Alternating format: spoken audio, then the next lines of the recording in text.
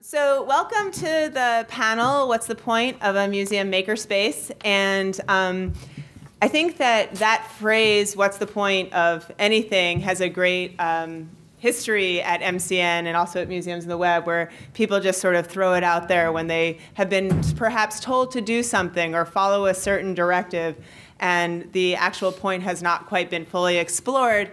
So that's what we're going to talk about here today. I'm going to start by talking about the Smurf. And this is a model, a 3D model on Thingiverse. If you haven't been to Thingiverse, it's where people upload 3D scans of models, and then everybody can share them and modify them. But I thought that this was great because it reminded me, as a child, I would watch the Smurfs, and they would say, "It's a Smurfy day," or "You look Smurfy today." And it doesn't really mean, it means everything and nothing. And so you either had to really pay attention to context, like it was a sunny day when they said it was a Smurfy day, or you didn't know what was going on. And so I thought, and that's where we are right now, in my opinion, with makerspaces. We've crossed to this place where people are saying maker activities, maker spaces, fab labs, and it may mean everything and it may mean nothing. So the Smurf, as a comparison to that, really works, right? It's a really hot buzzword right now. It's become really hot over the last 3 months. When I wrote this proposal, when the MCN proposal comes out back in March or April, it seemed like this would be the right time. And then about 3 months ago, I feel like the makerspace concept really exploded and was added to the vernacular. It was everywhere. But I didn't ever print the Smurf. I printed Liz's head instead. And because the Smurf, and there she is, and she didn't even know the slide was here. Because this is a lot of what you do in a makerspace. You get things from other people and you share them and get goofy with them, even, and the stakes are pretty low. I messed up quite a few of her heads before we got a pretty good one. Oh, more people are coming in. So makerspaces are the new black, and that's really what I'm getting at today. I'm involved in starting 3 makerspaces in the state of New Mexico, which is where I live, and each of them have a different mission, each of them have a different audience, each of them have a different goal, and it doesn't seem like the word makerspace is adequate to encompass all of that. So when I say what's the point of a makerspace, it's a really genuine question. Are we trying to be everything to everyone? And that's what my panelists are going to address. The Makerspace Playbook, if you've ever seen it, I don't know how many of you have seen it, it's an open working draft that is put out by Dale Doherty and the Make Magazine Collaborative, and it's an open draft that exists online, and you can get it. It's about 60 pages, and it gives you all of these steps to make your makerspace great, and it's really designed for schools or for libraries. It doesn't actually say it's specifically for museums, for communities. But the nicest thing about it is it's a draft, it's a working document, it is not locked down, it's sort of a wiki, anybody can add to it. So you can find it online and use it and add to it as well. So I want to get started, and I want to start by thanking my panelists that are sitting here. We tried to do this geographically, sort of west to east. Chris Weisbart from LA County Natural History and Pasadena City College.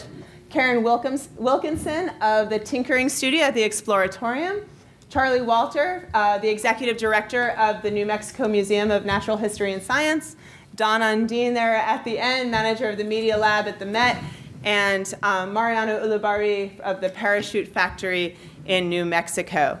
So they are all going to talk for about 10 minutes, and then we're going to open up to questions and discussions, and hopefully get to whether there is a point or not. Oh, also Michael Wilson is going to jump in here with Chris, but there wasn't room for him up here. We had to kick him. We had to kick him down to the front row. Yeah, exactly. So we didn't do that. So my last slide and my question is, are we all makers now, or should I say we are all makers now? And with that, I'm going to turn it over to Chris and Michael. I'm going to check each other. Hey, everybody. So I'm Chris Weisbart from the Natural History Museum, formerly of the Natural History Museum in Los Angeles. And Michael, you want to come on up? Or you want to just shout from the audience? You can shout your comments from the audience. So we're going to talk about a space that we kind of created at the Natural History Museum in LA that we call the Batcave. It was kind of before this term makerspace was really all over the place. I kind of prefer hardware hacking because it's kind of like, it really emphasizes the things that we were doing like last night where we're just kind of like beating things up in order to make them work. And then they do work sometimes.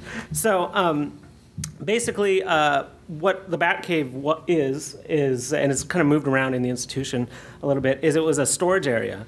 And we kind of just took a bunch of old components that were left laying around, like a lot of museums have, old projectors, old electronics equipment, and turned it in. Old robotic microscope. Old robotic microscopes. Yeah, there's a lot of old interactives. Basically, if you are at an institution that survived the 70s to the 90s, you have a lot of just broken crap that is old interactive exhibits that have just stopped functioning. And one of the things we'll get into later is just how that's one of the many common resources that museums might have. And so we basically built kind of a skunk works. We started just using our own money, funding cool things, because basically about a year after I started, Michael started, and my main role there was a media technician. So I would actually have to go around and fix things. And the things that you find when you try to fix an old broken museum exhibit is you dig down and then there's this project box that just has like a label on it from a company that's gone out of business. And there's some custom engineered piece of equipment in there that nobody knows anything about or how to fix. And then you have to find out how to repair it or make a new one, or in the case of our institution, let it sit with an out of order sign for like a decade. Yeah. And that's really common, I think, with a lot of places. So we kind of took it upon ourselves to go through and fix a lot of these things with some of the skills that we had or wanted to acquire. And I think that's kind of the essence of what started us up doing this. So basically, well, another thing just to get into, as our backgrounds were not obviously, we're talking about creative spaces that non-engineers, people with engineering mindsets, but not necessarily the training of an engineer. I have an art background, Michael has a theater background, and we kind of came to programming later on in our careers, and then kind of went to museums. And I think that's another key thing that museums have. Museums collect people like me and like Michael, I feel, and people who are really interested in lots of things and want to do these types of projects. So that's why I think in-house maker spaces, if you will now, are so key at museums. So, anything to add? About that in general? Yeah. Just remember that you can make anything. You can make any. I mean, I think that with what we were talking about upstairs at the Arduino session is, anything that you can think of, you can find a way to make using a lot of the resources you have now. It's kind of scary, but you really are able to dream up something, and it's should you is the real question. Should you spend the time? Should you spend the time? Yeah. So this is an exhibit. This is the first thing that Michael and I worked on together. This was a broken thing. It was sponsored by McDonnell Douglas, and it still has a little thing. It's a bird flight interactive. You press a button, and wind flows through it, and then you're able to control the wings through a mechanical linkage, which had at some point, very early on, gotten destroyed because kids can overcrank mechanical linkages. I wanted to use some sort of electromechanical thing that isolated the person from the actual wings, and I heard about a guy in the museum who had used these things called microcontrollers, which is what we're talking about now is Arduinos. Back then it was the basic stamps, and then we switched over to PIC chips because PIC chips were a better solution. They were hip. They were hip. They were very cool. And this is about 2005, 2006, roughly, when we met up. So we fixed this, and it quickly got named the Robot Club by our boss, who is is now the director of exhibits. And it was like, well, we got to continue doing this stuff because we have a whole, like I said, storage area filled with broken stuff. Let's see what we can build, and we'll see what we can pull together. So this entire bird hall really had a lot of broken. Broken components. One of them was a $150,000 animatronic that had died, and the hydraulic pump had gone away. So no one wanted to turn it on. No one wanted to mess with it. So we. Oh no, this is the wrong way. Come on.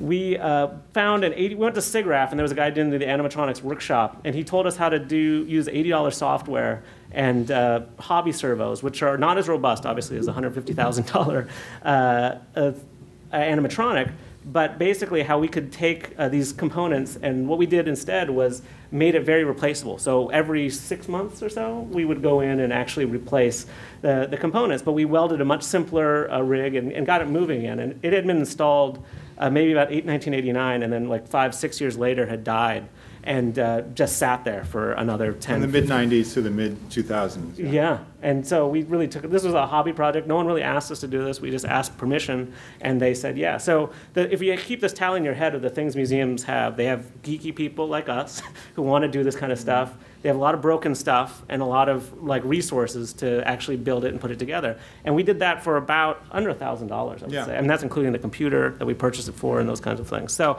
this became something that they wanted to promote a little bit. And we got, every time we did it, we got like another chunk of money from to like start buying up more stuff.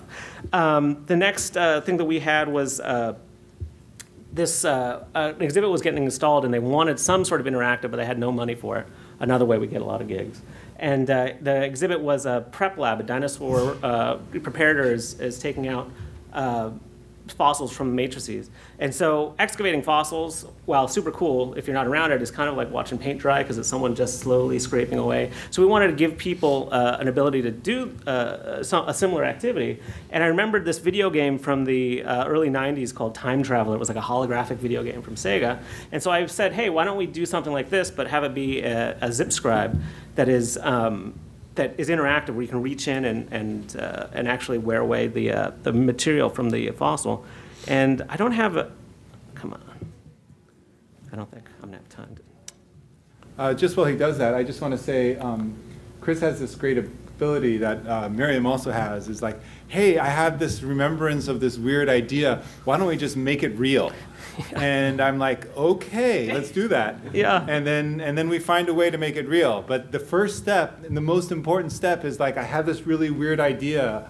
Why don't we make it real? Yeah. And that's where all the creativity comes from. And then everything else is just sweat and research. And web searches. And I mean, there's this huge repository of information. So this is the display we built. We don't have the interactive program. We have a real crappy cell phone video that we took of it. But it's funny, the way that we actually made this, and part of the research we did, was we went on, you can kind of see this is a deodorant, underarm deodorant roll-on that we just found a video on the web and put it in there. And it just has a holographic effect, and I'll talk about the how it works later after in questions if you guys want. But we actually found a website on the Exploratorium's snacks. What are they called? They're educational snacks.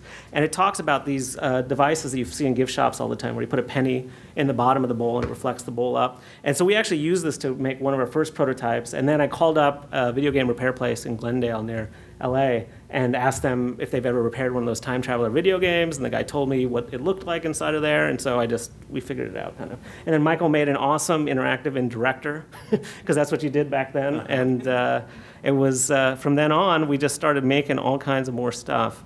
Let me go full screen. Okay.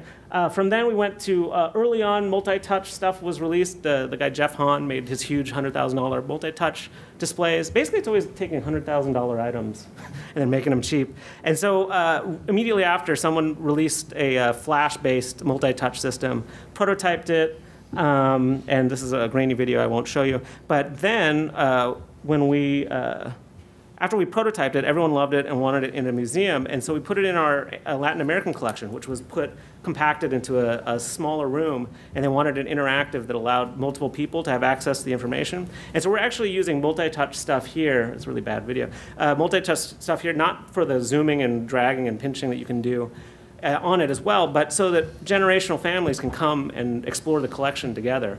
And so that's another thing, is I think most people in museums are big fans of the museums that they're in, at least at the beginning when they work there.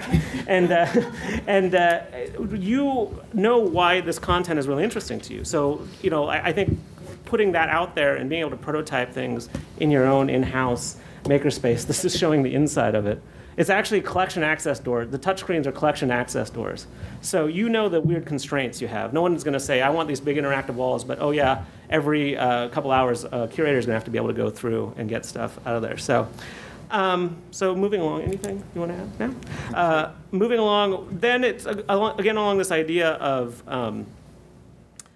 of you kind of knowing what's interesting. One of the main problems that we have at the museum was having people identify bones with the fleshed out counterparts of the organisms that actually were there. So we were saying, you know, we have all these Pepper's Ghosts kind of effects, which is kind of what people typically use to flesh out fossils in the past.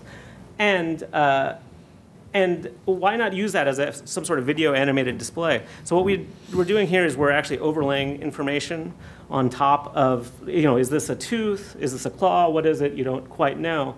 And we're using a Pepper's Ghost with an animated video thing, kind of along the lines of that Tupac hologram thing that came out.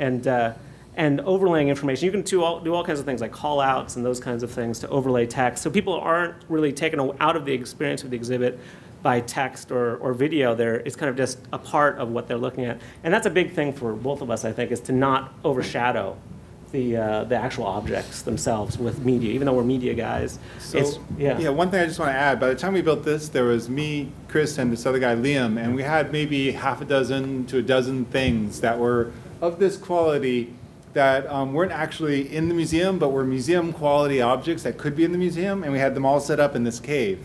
And with about a half an hour of notice, we could do a show. And we did this show for like external designers, for curators, for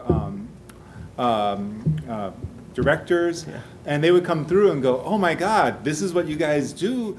We want more of this. And then we would be able to take these pieces out and show them.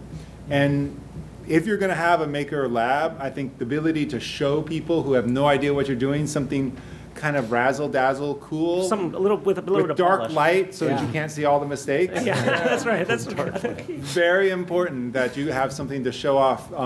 Just showpieces and that gets you to the next place wherever you want to be. Yeah, no, and like I said, surprising people too. You don't tell them that you're building it. You just show them when you're done. I think that really helped out a lot. And there's a thing. Low expectations. Low expectations. yeah, high delivery. So so just real briefly, because I think we're getting to the end of my time, I'm going to jump out again in a second and show you, this is something also very expensive and high-tech that we saw. We saw Helix Displays, which are these high-end water vapor displays that project upwards. So it's not like the ones you see at Pirates of the Caribbean or whatever ride, where it's a fog screen that goes down. This is something that we made that actually projects an overlay on top of something. So yet again, we're trying to overlay this visual information, and I know it looks kind of crazy, like there's a floating hello world there, but that, you know, try to find ways to put displays in unique and magical ways for people to see it, and kind of, that overlay thing. And I also did this one, which is like Princess Leah floating in midair, because that was fun. So, I mean, that's the thing, is again, trust the fact that museums have kind of creative, geeky people that want to make stuff. And, you know, this was all out of pocket. It was like $200 of my own money that I spent. And this is our shop space, which is another resource a lot of museums have, is adequate shop space. So, you know, leverage all those resources. The other great thing about us being able to prototype and build and be invested in stuff is that we're the guys that are going to repair it. So us having that in-house knowledge is super important, I would say. And again, it makes us want to stay and keep working. Yeah. Anything else? No? Thank you. All right.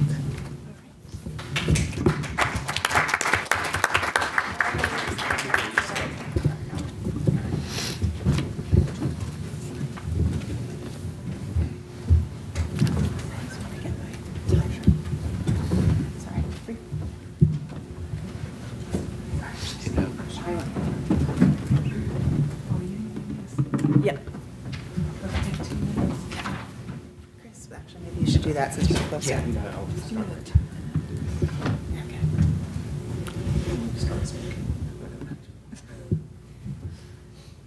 That's the keynote.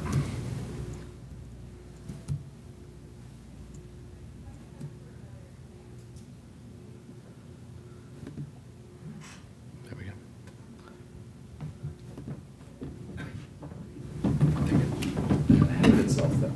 Yeah, and no notes. Yikes. Okay, so I don't have my notes, so I'm just going to wing it. Hi, I'm Karen Wilkinson. I'm the director of the studio, the Tinkering Studio at the Exploratorium.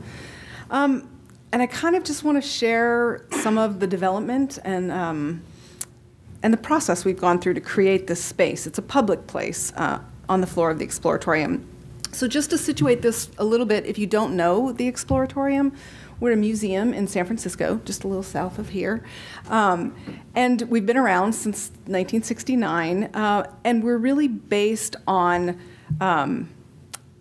getting people to tap into their curiosity about the world around them through trying to develop innovative environments, programs that we offer, and things like that.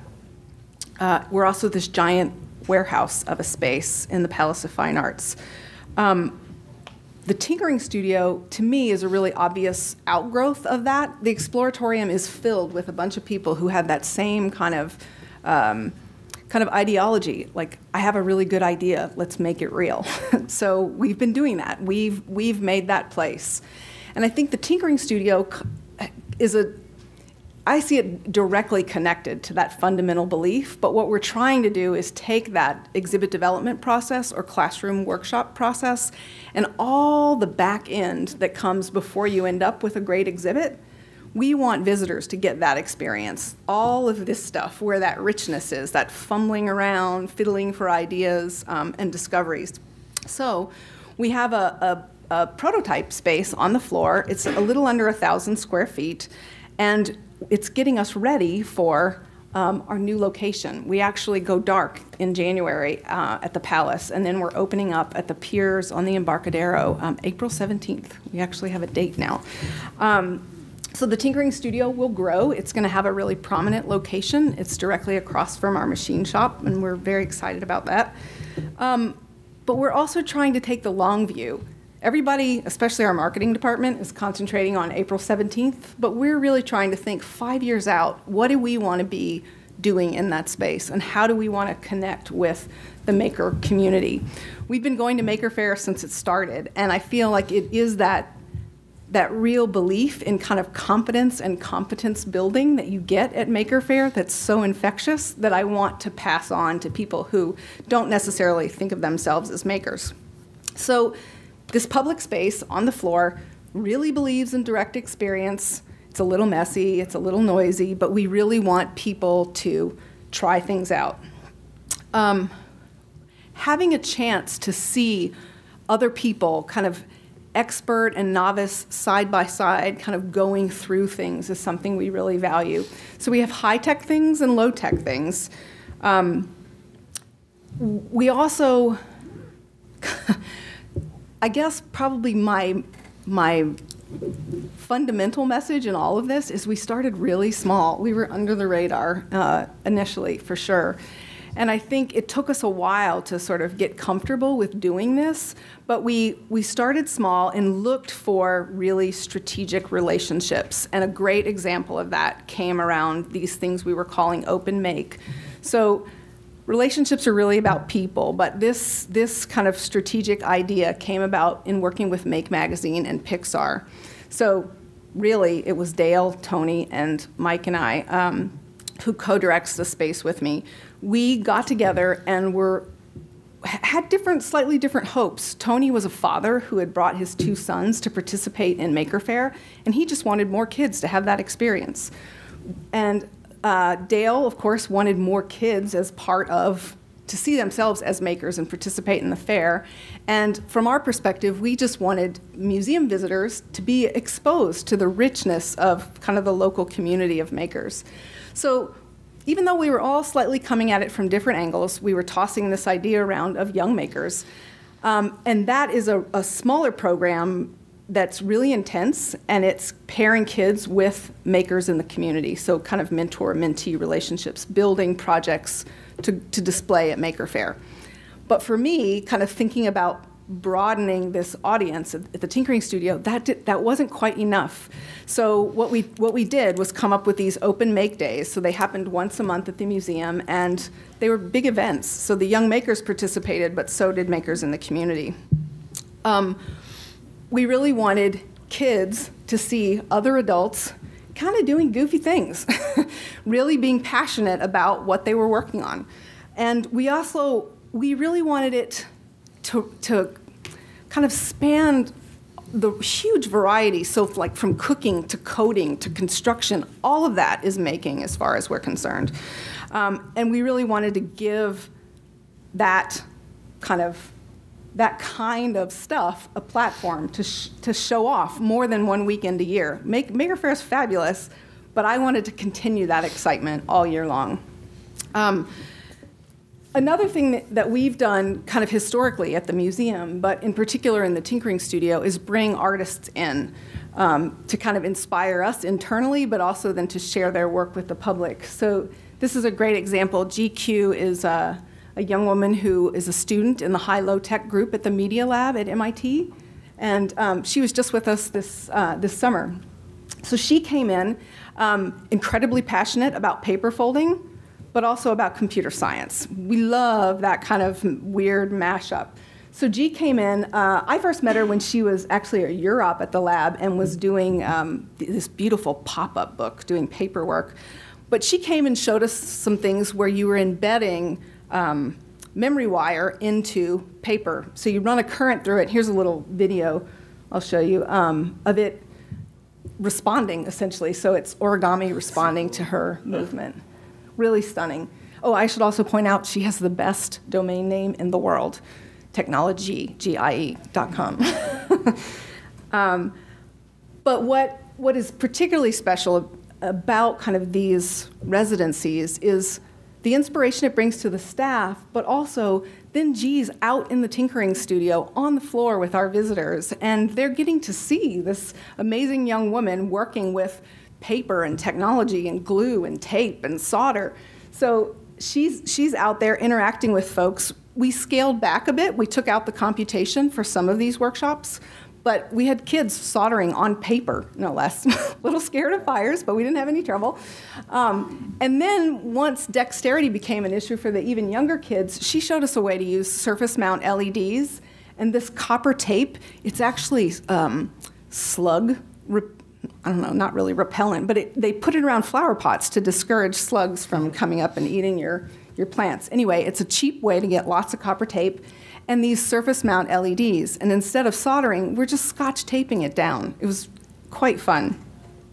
Another thing, I guess all of these things are like not misconceptions, but concerns that people have when they come to me and say, I can't really do this at my place, or what's so important about making? Why making in museums?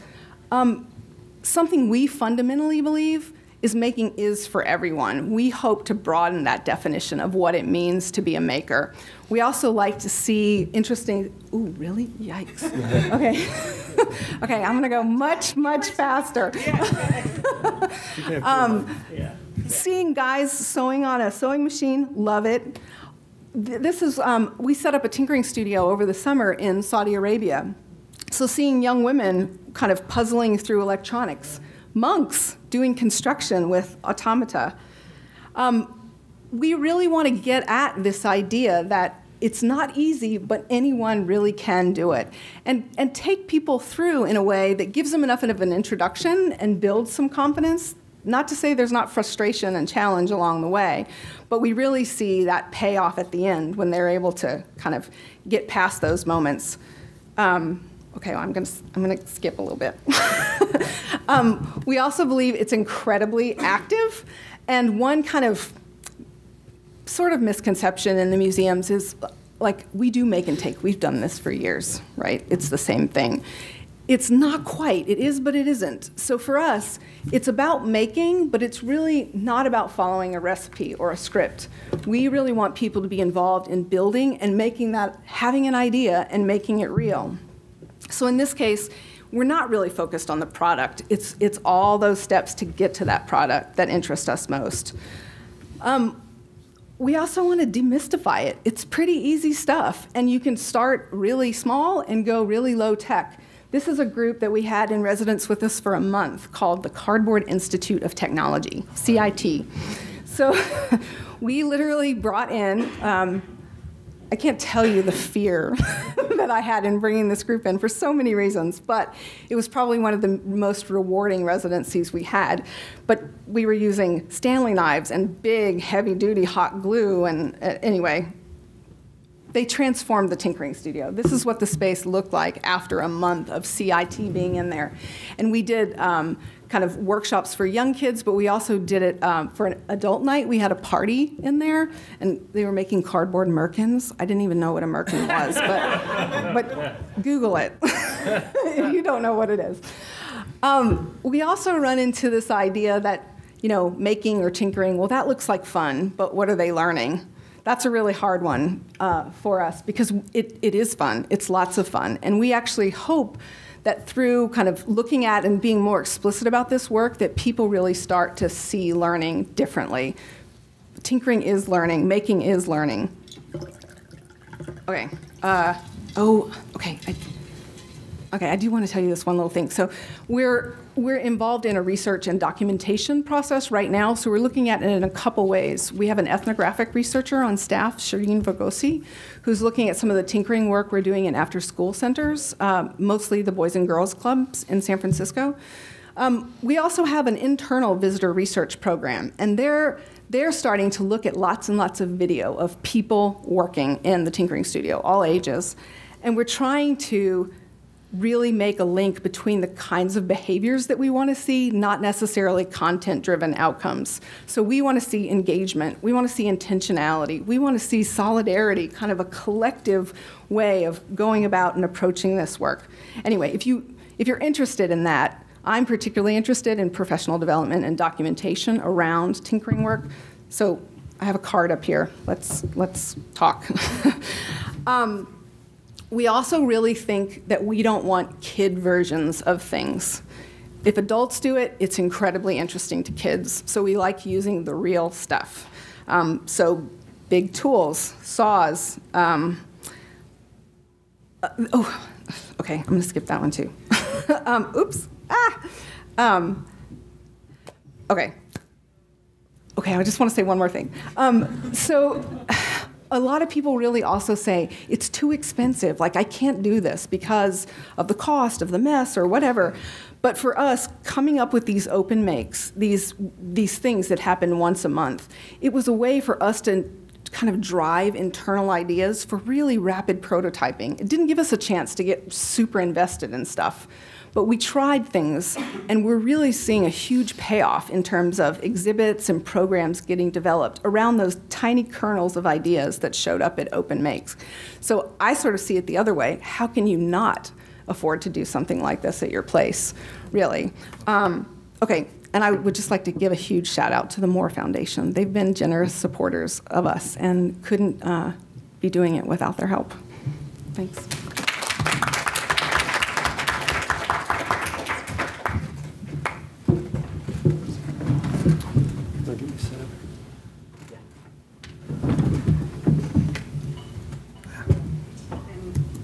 If you want to remember, there'll be questions and then also time to approach the panelist table.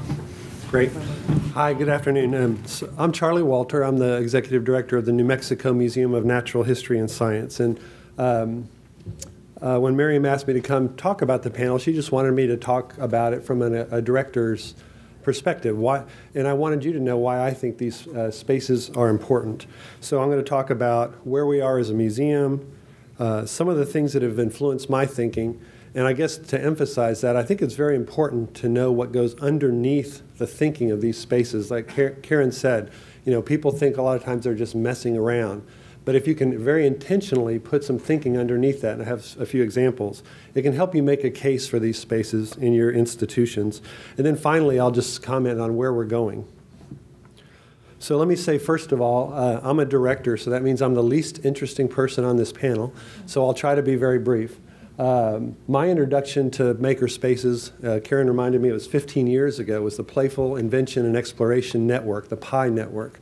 And it was an NSF-funded network where we came together as a group, and it was really driven a lot by the old Cricket microcontrollers from MIT. So MIT was a partner, the Exploratorium, the Science Museum of Minnesota. And it was a great collaborative of people to come together and think about these spaces and how we could work with them educationally. We eventually, as that grant wound down, we were able to develop at our museum. Before I went to New Mexico, I was at the Fort Worth Museum of Science and History, and we developed an iTest grant, which is technology experiences for students and teachers. And we used those same ideas and worked on a program, after-school summer program for middle school kids. So we built a capacity around that. I was told recently by an exhibit designer that we are moving away from molecules, and we're moving, away from molecules and towards bits. And I was horrified, because I'm a natural history museum guy, and you know, the actual artifacts and specimens that drive our collections and our research are very important to me. But I also learned through Pi, and I've always kept this, is the richness of these activities can be, and I've really kept this close, is where that Mitchell Resnick always said, it's where the bits meet the atoms. That's where there's real richness. And how do you create spaces where you can have this technological world, virtual world, interact with the real world? So the first thing, I'm just going to take you through a few quick slides about where we are now as an institution. Again, the New Mexico Museum of Natural History and Science. So here's a place where the atoms of the world meet the bits of the world. This is a mama bear that we were able to capture and put a collar on.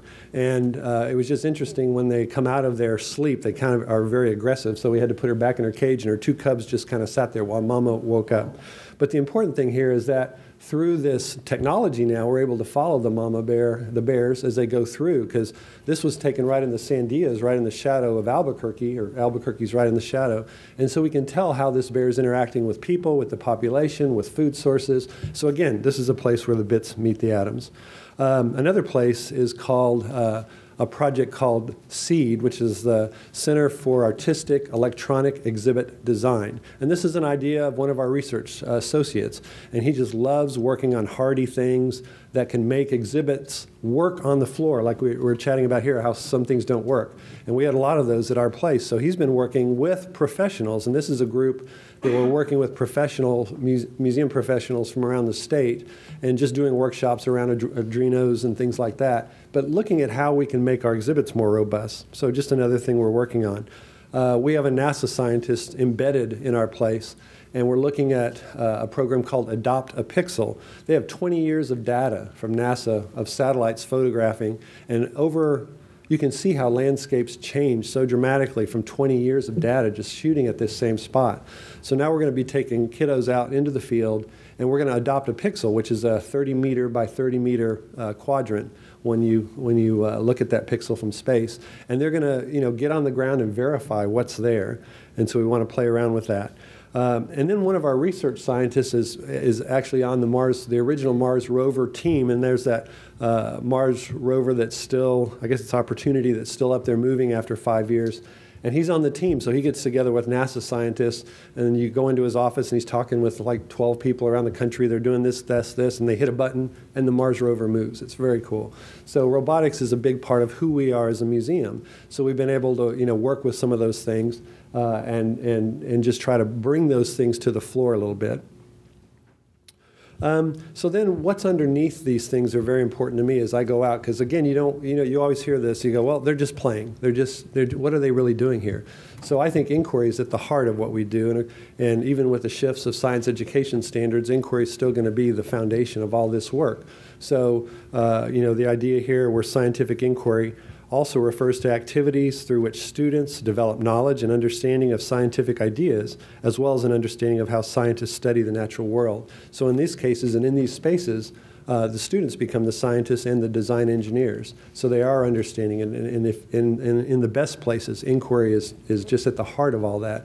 Open inquiry, awesome. There's also guided inquiry and challenge inquiry, so you can go different areas. This is a project-based learning model. Albuquerque Public Schools, we have 100,000 kids in our school district, And they're shifting from a rote science standard to problem-based learning. What an awesome opportunity for makers. In one example, these kiddos were given materials and said, well, think of a project that would be interesting for you looking at our environment. And some kids said, well, we want to measure air pollution. Well, how do you do it? And on their own, they came up with ideas. They grabbed materials. They, from a very open exploration of this, developed a contraption to measure the kind of materials that were in our atmosphere. So that's, again, a way our school district is heading. You've probably all heard everybody say, well, we need to talk about the 21st century learner. Well, there's a group that talks, they're the Partnership for 21st Century Learning. You can go to their website and get a sense, and there's, I don't know how many states have bought in, are part of this now and have adopted this framework for their state education system. But you can note right there about the technology fluency and skills is a big part of that, but also creativity, collaborative learning, all these things that happen very naturally in a makerspace. These are technology fluency standards, technological fluency standards I stole from Karen 15 years ago that they had come up with at the MIT Media Lab as they were working with kids. We use these fluency standards as the base of a $900,000 NSF grant. And it's, again, creating spaces, open spaces where kids can use these tools. And then you can even go as far back as just Bloom's taxonomy. And if you look at the higher levels of Bloom's taxonomy for learning, they're talking about design and creativity. This is the highest kind of thinking, and maker spaces are the bullseye for that. So I stole a few things from my friends at Inverness Research, and it was about making a case for tinkering, because again, as we created tinkering studios and we want to tinker with ideas, how do we articulate this to funders and to board members, et cetera? So again, I'm just going to read a few of these, and I can email you these, and Miriam has them. But what is tinkering? It's messing about with stuff, manipulating materials. I won't go through all these. Tinkering, we need to emphasize more the thinking that happens. And again, there's creative thinking and there's design thinking. Creative thinking includes things like this: questioning attitude, a sensitivity, personal courage. And then design thinking.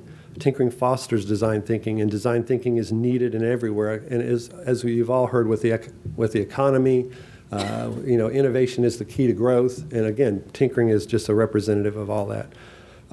Two more slides. I just wanted to leave you with this. So this is, I think this was the first makerspace. This is a shot from the 70s, and these little geeky boys are there taking apart a computer. They got their soldering iron. Well, one of these is Bill Gates, and the other one's Paul Allen, and they're friends. And this is, what they did as kids. And we have an exhibit. We're the Museum of Natural History and Science. And this is a wonderful exhibit on the history of technology. And we were chatting last night, and they were talking about how the community, the maker community here, came and just contributed things and helped get a workshop going. These guys talked about they called it the Homebrew Club. Homebrew. It's all homebrew. And it was a club where people could come in and stand up and go, oh, that idea we were wondering about, I've got it, and here's what I did. And everybody'd write it down, and then they'd go out. And it sounded like this amazing time where they were just generating these ideas, and eventually that went away as they began to package and sell them. But the idea is I have this incredible exhibit that's all about the history of the personal computer, but you don't get to do it. You don't get to do this picture in my exhibit. So that's where, as a director, I'm going, how can I do that? And one of the ways I can do that is with a cultural technology partnership with Highlands University. And Miriam and the students now have a space. We created a space in our museum. It's a small pocket where they can go down, kind of like the cave. They're out of the way, so people are not, we don't know what's going on down there. But, they're doing this great stuff, and they're doing it in my museum. And so it's going to help me build capacity. Our staff can go down anytime. The whole cultural affairs division of New Mexico, there's 8 museums and 8 monuments. We've got spaces for them if they want to come and learn these skills. And I was chatting with some colleagues up in Santa Fe. They don't know this. So just summing up, I think you need to keep inquiry at the heart of your efforts. Purposefully build your spaces to foster both creative and design thinking, and be able to present a case as to the structure behind your efforts, and whether that's technology fluency, 21st century learning, problem-based learning, have that. Create with technology, don't just build it. You can build a robot, anything from building a robot to building something that measures air pollution, but again, you're creating with technology, you're not just using it. There's great richness where the bits meet the atoms. leverage institutional strengths and create maker opportunities. From our standpoint, I've got this startup exhibit. I want a makerspace. I'm going to call it the Startup Studio. We've got NASA connections. What can I do there? We do field ecology. How can we do and create things that can help us do measurements and sensors and things in the field that can help inform our work? And then again, look for strategic partnerships if you're just getting started. Again, Highlands came on board with us and is really helping us. So thank you very much.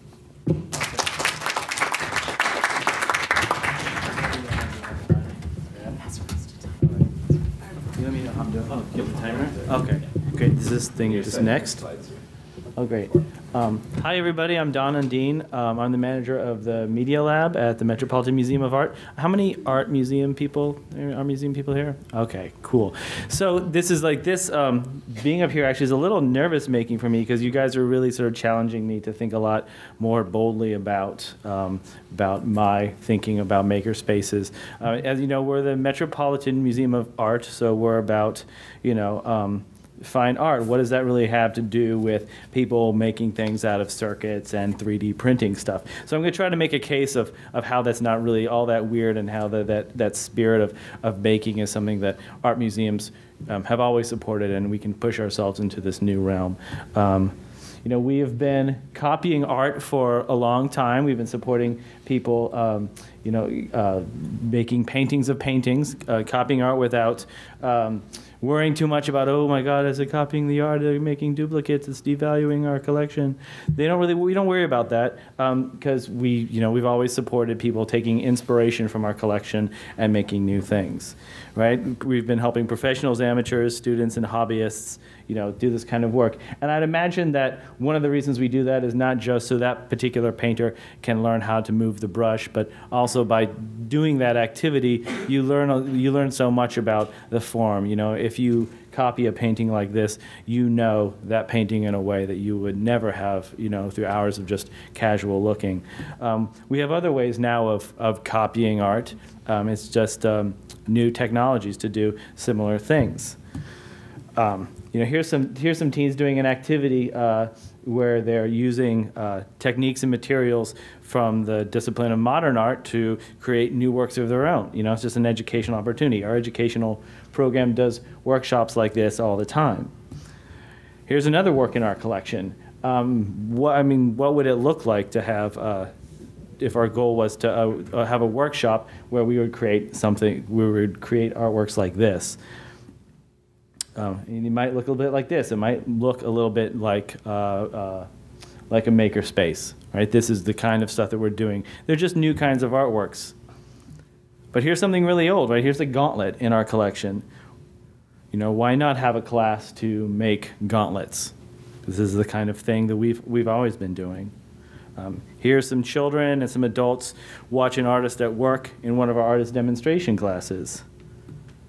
And here's Tom Burtonwood demonstrating how to use 3D printers to make new artworks and copy existing artworks at the Art Institute of Chicago. I use this picture all the time. I think my favorite bit about it is that little girl. Well, the two girls on the two in from the left. The one who's just sort of transfixed watching the printer. And that other girl is clearly really engaging with Tom, asking some pointed questions about the resolution of the extruder or something. She looks like she is really in it, right? So that's great. And our collection has got works like that, right? This is a 3D printed table. So as a museum, we're collecting this kind of stuff. This is a real activity that real artists do to make art that is expensive. So why not have activities where we're playing with these kinds of things? Why not engage with makers who are familiar with this technology? Here's another one. I got myself scanned Wednesday at our makerspace workshop. I'm hoping to have my likeness acquired by the Met sometime soon.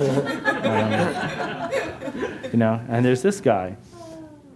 So this is one of the activities that you have to do if you want to recreate and print a 3D object. You got to take pictures of it from all around. So I think that kind of close looking, right? That's required to digitize a sculpture. to hack on it, to work on it with your technical equipment, to rotate it and print it on these printers you see down below. Create something new. They put a factory on top of this power throne is my favorite piece. It's just the kind of attention on our collection that is so rewarding for our visitors. So the more we can, it's just another technique at our disposal to encourage that kind of close looking, So this is our 3D hackathon that we did at the Met. I mean, what we tried to do here was sort of temporarily bring for a couple days a makerspace into the museum just to find out what would happen. This is a partnership between digital media and education. We weren't really sure where it was going to go, but we wanted to find out what that energy was like. For the Met, this is the first time that we had exposed ourselves to makers, and there was a lot of nervousness. We called the event a hackathon, so we were worried that people were going to, they were worried they were going to hack our matrix or something. But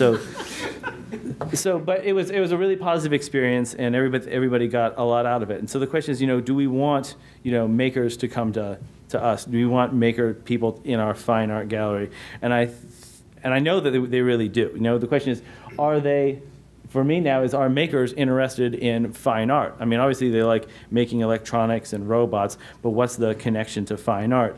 Well, we uploaded a lot of our models to Thingiverse during the hackathon. We had 30 models. We had artists and hackers come from all over the country on their own dime to hang out in the Met and scan our collection and do stuff with it. So it's pretty clear to me that makers are interested in fine art and drawing inspiration because the stuff's awesome, and people who make things like that stuff that's made, and if it's made well, then it's awesome. So there's obviously like a connection there, right? And these models that we've uploaded have been downloaded and hacked and re-uploaded by people all over the world. Here's a handful of other art objects that have been scanned by other museums.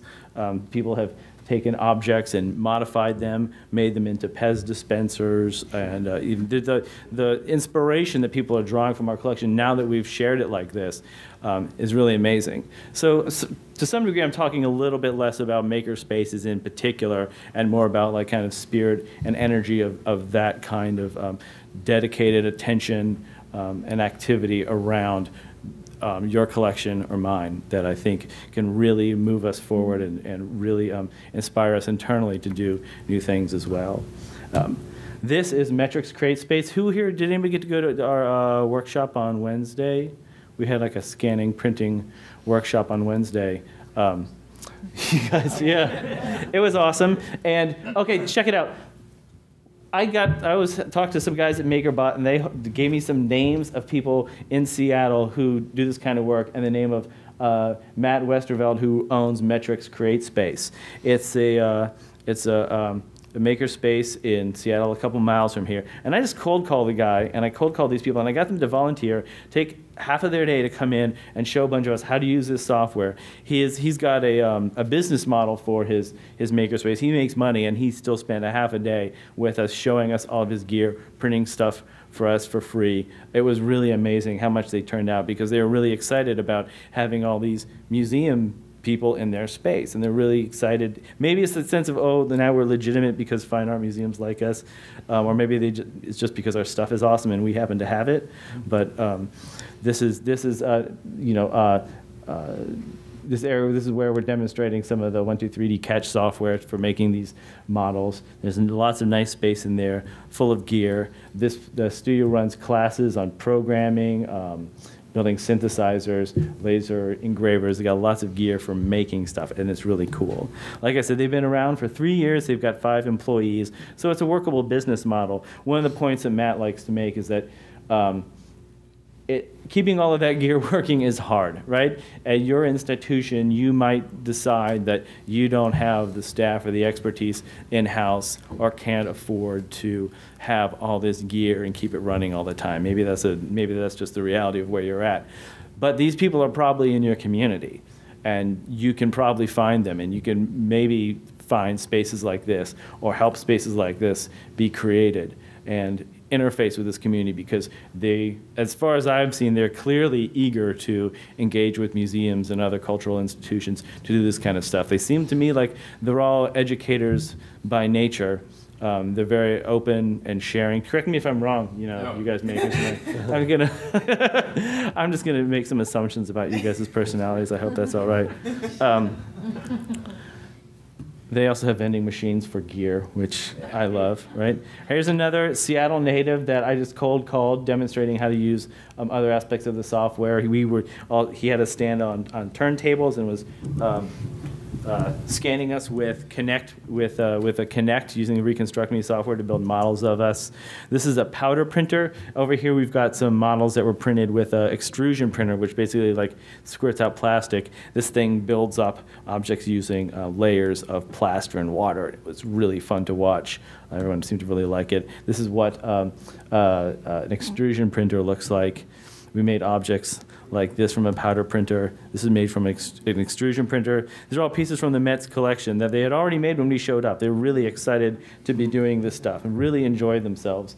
So I would say, yeah, we want to interface with makers as much as possible, even if you're a fine arts museum, even if you can't afford to have a maker space in your building.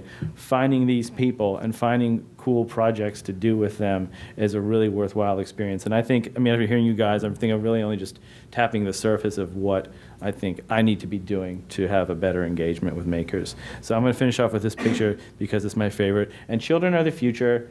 USA. Go USA. Makers, woot. Thanks a lot, guys.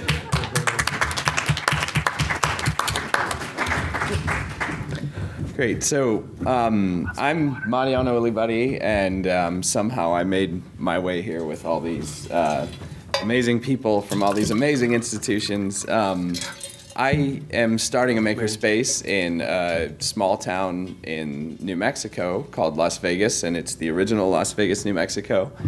The space is about 2 months old, and it's part of my thesis project for a master's thesis in media arts, but it's also my passion, and it's what I wanted to do. So a little bit of the history, my space is called Parachute Factory, which kind of pays homage to a space that was in Las Vegas during World War II. It was a factory that manufactured parachutes. And what I really liked about it and why I named my project Parachute Factory was that Parachute Factory brought women out into the workforce and really revitalized a community that was hurting after the Depression. It made things, you know, a lot better for a lot of people. So it was the right thing at the right time in the community. So that, you know, as an ideal, that's something that people from this community really value. It's a building that's kind of iconic and people know. And also I think that it's part of what the maker community is it's equipping people with tools to deal with jumping into projects headlong. And so that's what I want to do. Las Vegas is a beautiful little town north of Santa Fe that's this eclectic mix of what I consider to be makers. We grow up a little more rugged than people in cities. You have to know how to do things like use an outhouse and put up a fence and weld and a lot of different things. And so it makes perfect sense for a makerspace to be there. It's also a community that desperately needs it. It's in kind of another funk, and a lot of that could be attributed to you know, Walmart coming in and knocking out all the little stores. So what I'd like to do is to equip people with the idea that we can make stuff, that we don't have to just buy everything. We can make our own stuff and it can be cool.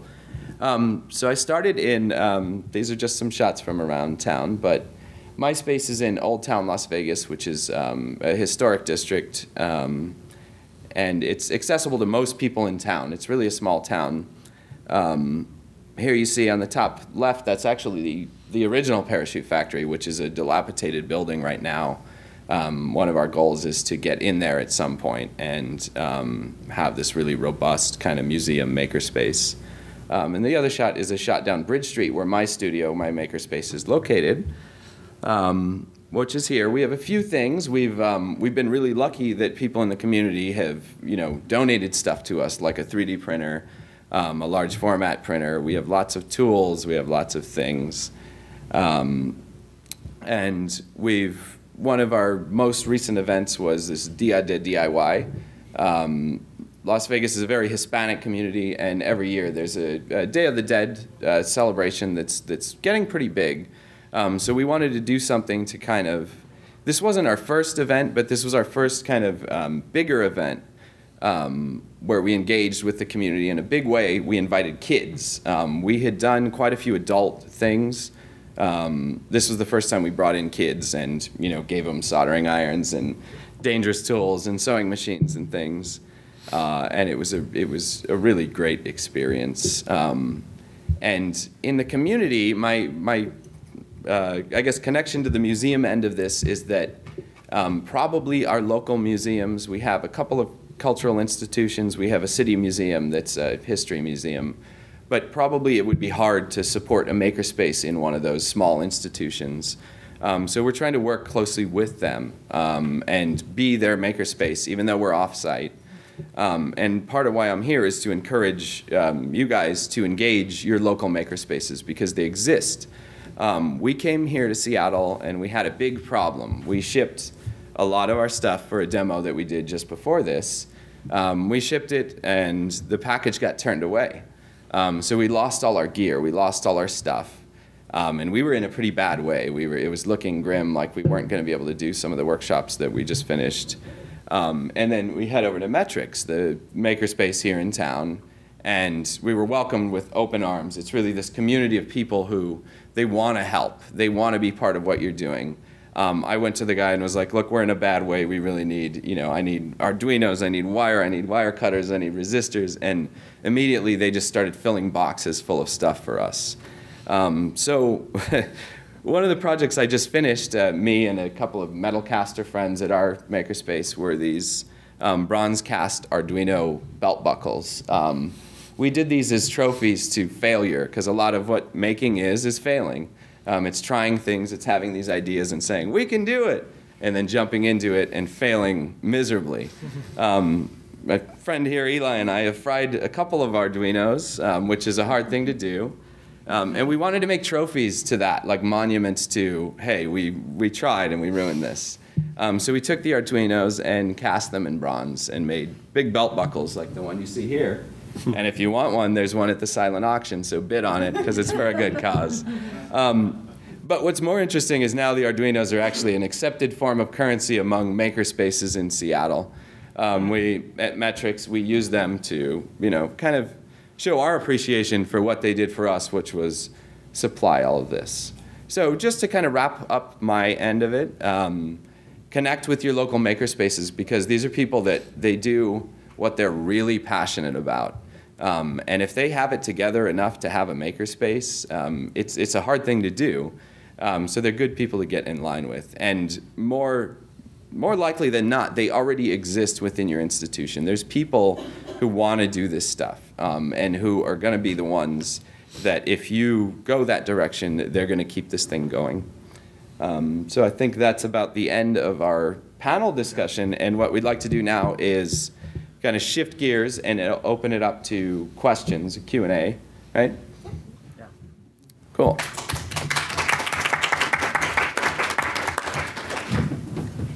Yes.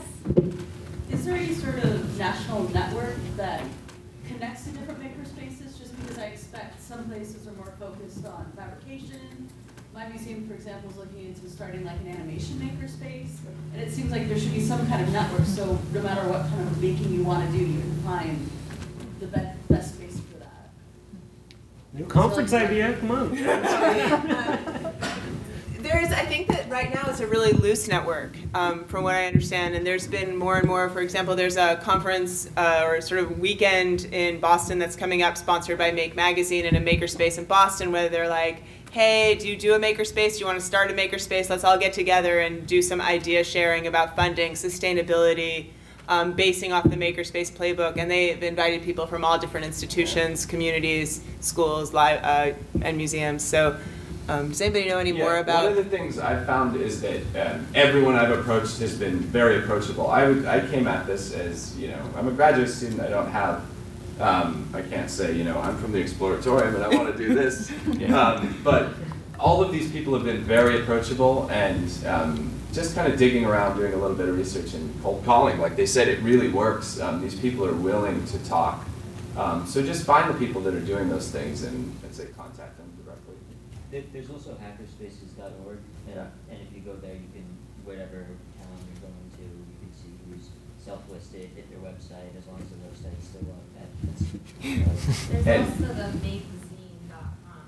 Yeah. It lists suppliers all around the nation. Yeah. Makerspace.com, I think, also is, there's a good directory of makerspaces. I just searched for Makers Denver, and there was meetups and groups and Right. Yeah. spaces, Yeah, I just saw that. different, all sorts of Yeah. I would say, I think Make Magazine is just a really great kind of hub, and there's also the Dorkbot Yeah. network. It's really, I'm from Washington, it's really active in the DC area. I came in late, I'm sorry to say, so if I asked a redundant question, I'm sorry. Has anybody talked about the Fab Labs and working with the Fab Labs? Did that come up? Not really. I think that just from my end, maybe separate from this, but we kind of feel like we are a Fab Lab and a makerspace, and so I think that there's blurring lines definitely now between what this is, and that's part of what we want to talk about is, what is a makerspace, what is a Fab Lab, but where do they intersect? I found the Fab Lab in DC is really interesting because if you're trying to start a makerspace, because they have things set in a cart and they load it in a truck and then bring it in. And it just seems to be part of the ethic of the movement to want to share and help and all of that. So. And the Fab Lab makerspace, it's all part of a continuum. Fab Labs have been built around more the idea of shared materials that you might buy into, like for this amount you get that. So it's a similar thing along the continuum, but it tends to be more professional. People getting together where space is at a premium, like New York, where you can share an expensive piece of equipment and share the workspace, whereas makerspaces tend to be a little bit more of the hack and mess and chaos. But it's all part of the same continuum. And I would add, if you're thinking about starting one, there's this idea of seed machines with these machines that replicate themselves. Yeah. So there's this idea that if somebody else has a CNC router, they can actually print out all the parts you need to make another CNC router for the cost. Usually they'll do it for the cost of materials and a little bit of the service on the machine. And that'll get you set up. You have to build it yourself. But this idea of this thing is going to snowball and we're going to make more and more and more. And it is better to build it yourself because you know what you're doing. Just try to think that you can buy a 3D printer and run it is naive. Yeah. Doesn't work out like that. Now, at this moment. Yeah. Please. I actually have a question for Charlie. I mean, it's really great that you as a director came here to speak from your standpoint and that you've been so supportive of this. And I wonder how this is, in funding and everything, has this been seen as something, because you seem like a real advocate for it and how it's going to actually, when you talk about an exhibition and you really want this to be part of it, that's a big deal. It's very forward thinking. So do you see this as an opportunity, an easy opportunity for funding, or is it something that you can use to have different funding sources? Or I mean, I would almost think that it would open up doors to different things. But I'm just curious what the I am kind of strategically thinking about it. I mean, learning is the bottom line. That's why museums are there. We're here to collect, preserve, but learning is still the heart of that. And one of my favorite definitions of informal learning is you get to learn on your own terms. Well, technology is just influencing everything we do, yet in my world in particular, natural history, we're old paradigmers. We're still, studying specimens, a label's a big thing for us. So we're trying to figure out how do you create open-ended experiences in a natural history museum. But again, I'm natural history and science, so I have a little bit of leeway in my mission to bridge that. When we created a similar space at a museum I worked at in Fort Worth, Lockheed Martin funded it. It was an inquiry lab, and it had some maker kind of components, but it wasn't a true maker space, but it had some stuff. And the Lockheed gentleman came in and said, well, my colleagues came on the weekend, and they said, well, they're just playing in here. And about 3 or 4 years later, we had an NSF grant to do some work around Cricket computers and some things I'd learned from Pi, or we'd learned from Pi. And we had the same Lockheed gentleman in a meeting, and we were just talking about what the kids were doing. And we said, well, they spent a week designing sensors and looking at touch sensors, heat sensors, motion sensors, different sensors to give input into a system. And he just said, you did what? And we said, we're doing sensors. He goes, well, that's our hardest thing right now. And I said, well, what do you mean? He goes, well, we've sold the government on an airplane that's smart. And to be a smart airplane, it needs sensors, and it's really our hardest thing. And you guys have middle school kids working on it. And we said, yes, we do. So, thinking about those kind of partnerships and strategies. So, NSF's been a good partner over time. The iTest program's been a good partner. Lockheed Martin funded some of our work. But again, the idea of utilizing technology to meet a mission, I think that's, if you can talk about that, you can sell it to a lot of different people. Any other questions? So just to wrap up, I want to thank the panelists for coming out. Karen and Charlie both made a special trip out here. If you want to approach the panel and ask any direct questions to them, please do that. We have about 10 minutes to wrap up. And just to reiterate what Mariano says, the Arduino belt buckle. Bid on it. Bid on it. Help fund scholarships for MCN. So thank you all. And thank you so much for coming. Awesome.